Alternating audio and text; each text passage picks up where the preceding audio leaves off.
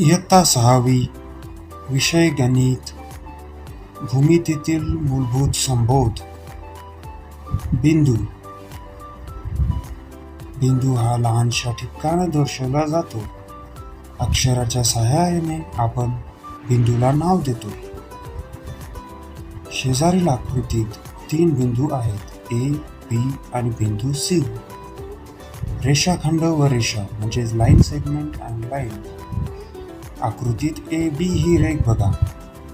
ही रेघ ए पासून सुरू होऊन बी पर्यंतच आहे, म्हणून तिला रेषाखंड असे म्हणतात. वरील आकृतीत दिलेली रेघ बघा. ही रेघ दोन्ही बाजूंनी अमर्यादितरित्या वाढवता येते. अशा रेघेला रेषा असे म्हणतात. तिला इंग्लिशमध्ये लाईन असे म्हणतात. किरण म्हणजेच रेज.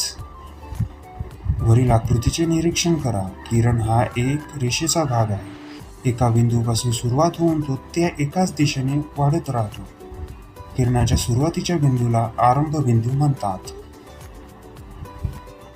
शेजारील आकृती बघा.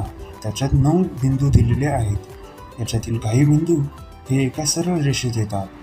अशा बिंदूंना आपण एक रेषीय बिंदू म्हणतो व जे बिंदू जे एका रेषेत येत नाहीत त्यांना आपण नैकरेषीय बिंदू असे म्हणतो. प्रतल म्हणजेच प्लेन.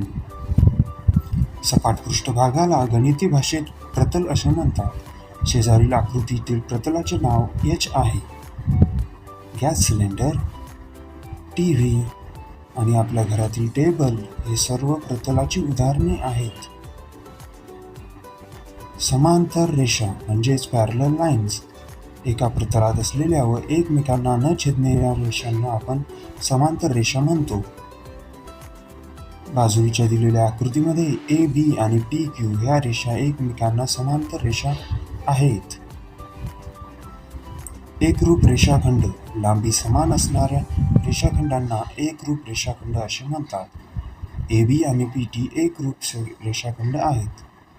छेदणाऱ्या रेषा. एल एम आणि एन एम रेषा ओ आणि क्यू मध्ये एकमेकांना छेदताना दिसतात.